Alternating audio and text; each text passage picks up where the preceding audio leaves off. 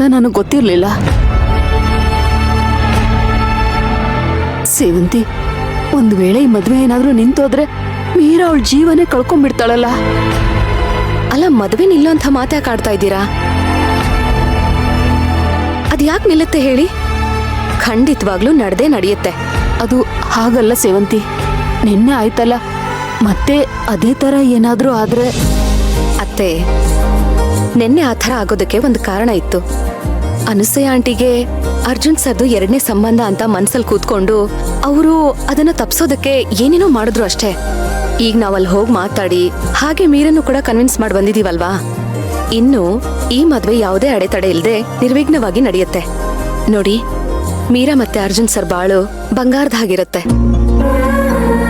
ಸೇವಂತಿ, ಅದೆಲ್ಲ ಸರಿ, ನಿನಗ್ ನಿಜವಾಗ್ಲೂ ಅರ್ಜುನ್ ಮದ್ವೆ ಮಾಡ್ಸೋದಕ್ಕೆ ಏನೂ ಬೇಜಾರಿಲ್ವಾ?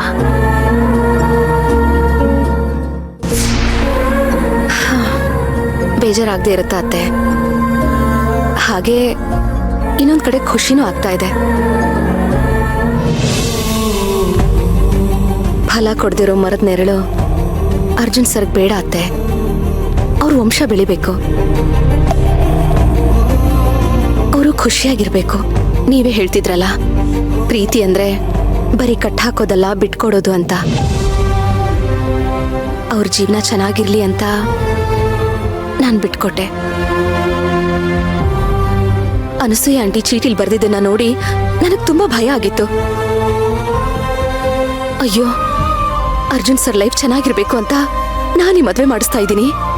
ಈ ಹುಡುಗಿ ಒಳ್ಳೆಯವಳಲ್ವಾ ಅಂತ ನನಗ್ ತುಂಬಾ ಟೆನ್ಷನ್ ಆಗಿತ್ತು. ಆದ್ರೆ ನಮ್ಗೆ ಕ್ಲಾರಿಟಿ ಸಿಕ್ತಲ್ವಾ? ನಾನು ನೆಮ್ಮದಿಯಾಗಿರ್ತೀನಿ, ನೀವು ನೆಮ್ಮದಿಯಾಗಿರಿ ಅತ್ತೆ. ಈ ಮದ್ವೆ ನಿಲ್ಲಲ್ಲ, ನಡೆದೇ ನಡೆಯುತ್ತೆ. ನಾನ್ ನೋಡಿ ಇನ್ವಿಟೇಷನ್ ಕಾರ್ಡ್ಗೆ ಪೂಜೆ ಮಾಡೋದನ್ನೇ ಮರ್ತ್ಬಿಟ್ಟೆ. ಪೂಜೆ ಮಾಡ್ಬಿಟ್ಟು ಬರ್ತೀನಿ.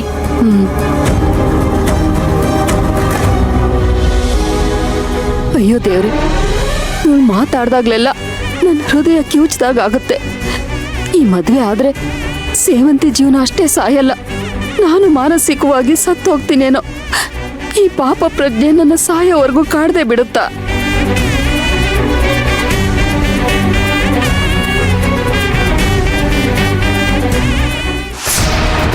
ಅಜ್ಜಿ, ಅಜ್ಜಿ, ಏನೋ ಇದು ಮೀರಂದು ದಿನಕ್ಕೊಂಥರ ನಾಟಕ ಆಡ್ತಾ ಇದ್ದಾಳೆ ಅವಳು.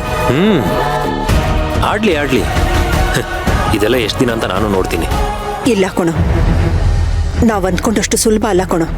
ಸುಮ್ನೆ ನಮ್ ತಲೆಗೆ ತಂದ್ಕೊಳೋದ್ ಬೇಡ. ನೋಡು, ಇವತ್ತಿಗೆ ಈ ಮದುವೆ ನಾಟಕನೆಲ್ಲ ಬಿಟ್ಬಿಡು, ನಿಲ್ಸ್ಬಿಡು. ಅಜ್ಜಿ, ಯಾಕಿಷ್ಟು ಹೆದರ್ಕೋತಾ ಇದೀಯಾ? ಮತ್ತಿನ್ನೇನೋ, ಅವ್ರಮ್ಮ ನೀನ್ ಮದುವೆ ಮಾಡ್ಕೋಬೇಡ ಅಂತ ಹೇಳಿದಿಕ್ಕೆ ಸಹಾಯ ಕೊಟ್ಟಿದ್ಲು. ಈಗ ಈ ಮದುವೆ ನಡೀತಿಲ್ಲ, ನಾಟಕ ಅಂತ ಗೊತ್ತಾದ್ರೆ ಅವಳು ಸುಮ್ನೆ ಇರ್ತಾಳ ಹೇಳು? ಖಂಡಿತ ಸುಮ್ನೆ ಇರಲ್ಲ. ಅಯ್ಯೋ, ಮೋಸ ಮಾಡಕ್ ಬಂದ್ ನಾನೇ ಮೋಸ ಹೋಗ್ಬಿಟ್ನಾ ಅಂತ ಉರ್ಕೋತಾಳೆ. ಏನೋ ನೀನು ನಗ್ತಾ ನಗ್ತಾ ಮಾತಾಡ್ತೀಯಲ್ಲ ನೀನು. ಈ ಮದ್ವೆ ನಡೀಲಿಲ್ಲ ಅಂತ ಅಕಸ್ಮಾತ್ ಅವಳು ಸತ್ತೋದ್ರೆ ಅದು ನಿನ್ ತಲೆಗೆ ಬರುತ್ತೆ. ಬರ್ಲಿ ಬಿಡು, ಆಮೇಲೆ ನೋಡ್ಕೊಳ್ಳೋಣ. ಅಯ್ಯೋ ದೇವ್ರೆ, ನನ್ನ ಆತಂಕನೇ ನಿಂಗೆ ಅರ್ಥ ಆಗ್ತಿಲ್ವಲ್ಲ. ಅದೇನಿದೆಯೋ ಇವತ್ತೇ ಮುಗಿಸ್ಬಿಡು. ಅವಳ ಬಣ್ಣನ ಇವತ್ತೇ ಬಯಲ್ ಮಾಡ್ಬಿಡು. ಅಜ್ಜಿ, ಈಗ ತಾನೇ ಸ್ಟೋರಿಲಿ ಒಂದು ಒಳ್ಳೆ ಟ್ವಿಸ್ಟ್ ಸಿಗ್ತಾ ಇದೆ. ಅಷ್ಟ್ ಬೇಗ ಮುಗಿಸ್ಬಿಟ್ರೆ ಹೇಗೆ?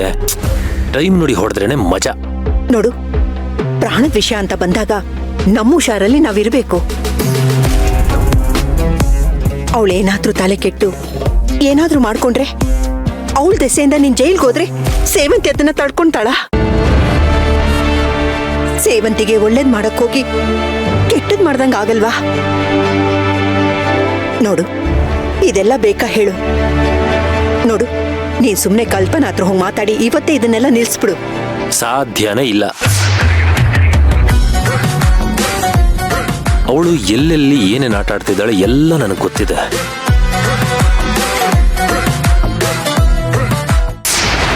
ನಾನು ಈಗ ರಿಯಾಕ್ಟ್ ಆಗೋಕ್ ಹೋಗಲ್ಲ. ಕುರಿ ಚೆನ್ನಾಗಿ ಕೊಬ್ತಾ ಇದೆ, ಕೊಬ್ಲಿ. ಅಯ್ಯೋ, ನೀನ್ ಹೇಗ್ ಅರ್ಥ ಮಾಡ್ಸೋದು? ಅಜ್ಜಿ, ನಾನು ಎಲ್ರೂ ಅರ್ಥ ಮಾಡ್ಕೊಂಡಿದ್ದೀನಿ. ಫಸ್ಟ್ ಆಫ್ ಆಲ್, ಅವಳು ಸಾಯಲ್ಲ, ಬರೀ ನಾಟಕ ಆಡ್ತಾಳೆ. ನೀನ್ ಭಯ ಪಡಬೇಡ. ಅಕಸ್ಮಾತ್ ಅವಳು ಸತ್ತೋದ್ಲು ಅಂತ ಇಟ್ಕೋ. ಅಕಸ್ಮಾತ್ ಅವಳೇನಾದ್ರೂ ಸತ್ರು ಅದು ನನ್ನ ತಲೆಗೆ ಬರಲ್ಲ. ನನ್ನನ್ನು ಹೇಗೆ ಕಾಪಾಡ್ಕೋಬೇಕು ಅಂತ ಗೊತ್ತಿಲ್ಲದೆ ನಾನು ನೀರಿಗೆ ಇಳ್ದಿಲ್ಲ ಅಜ್ಜಿ. ನನ್ನ ಸರ್ವೀಸಲ್ಲಿ ನಾನು ಇಂಥವ್ರನ್ನ ಎಷ್ಟು ಜನ ನೋಡಿಲ್ಲ. ಸೇವಂತಿ ಅಸಹಾಯಕತೆನ ಉಪಯೋಗಿಸ್ಕೊಂಡು ಅವಳಿಗೆ ಮನೆಗೆ ಬರಬೇಕು ಅಂತ ನೋಡ್ತಿದ್ದಾಳೆ. ಅದಕ್ಕೆ ನಾನು ಬಿಡಲ್ಲ. ಅಂಡ್ ಒಂದ್ ವೇಳೆ ಅವಳಿಂದ ನನಗೇನಾದ್ರೂ ಅಪಾಯ ಬಂದ್ರೆ ಅದರಿಂದ ನಾನು ಹೇಗ್ ಪಾರ ಆಗ್ಬೇಕು ಅಂತಾನೂ ಆಲ್ರೆಡಿ ಪ್ಲಾನ್ ಮಾಡಿ ಇಟ್ಟಿದ್ದೀನಿ. ಹಾಗಾದ್ರೆ ಏನೂ ತೊಂದ್ರೆ ಆಗಲ್ಲ ಅಂತೀಯಾ? ಅಜ್ಜಿ, ನನ್ ಮೇಲೆ ನಿಂಗೆ ನಂಬಿಕೆ ಇಲ್ವಾ? ನಿನ್ನೆ ನಮ್ದೆ, ನಾನು ಇನ್ಯಾರನ್ನ ನಂಬ್ಲಿ ಹೇಳು? ಮತ್ತ್ಯಾಕೆ ಇಷ್ಟು ಟೆನ್ಷನ್ ಮಾಡ್ಕೋತೀಯಾ? ಕೂಲ್. ಟೆನ್ಷನ್ ಆಗುತ್ತೆ ಕಣೋ. ಅವತ್ತು ಸೇವಂತಿ ನಿನ್ ಮೇಲೆ ಡೈವರ್ಸ್ ಕೇಸ್ ಹಾಕ್ದಾಗ ನೀನು ಭರವಸೆಯಿಂದ ಹೇಳ್ದೆ ಯಾವುದೇ ಕಾರಣಕ್ಕೂ ಡೈವರ್ಸ್ ಆಗಲ್ಲ ಅಂತ. ಏನಾಯ್ತು? ಡೈವರ್ಸ್ ಆಯ್ತು ತಾನೇ?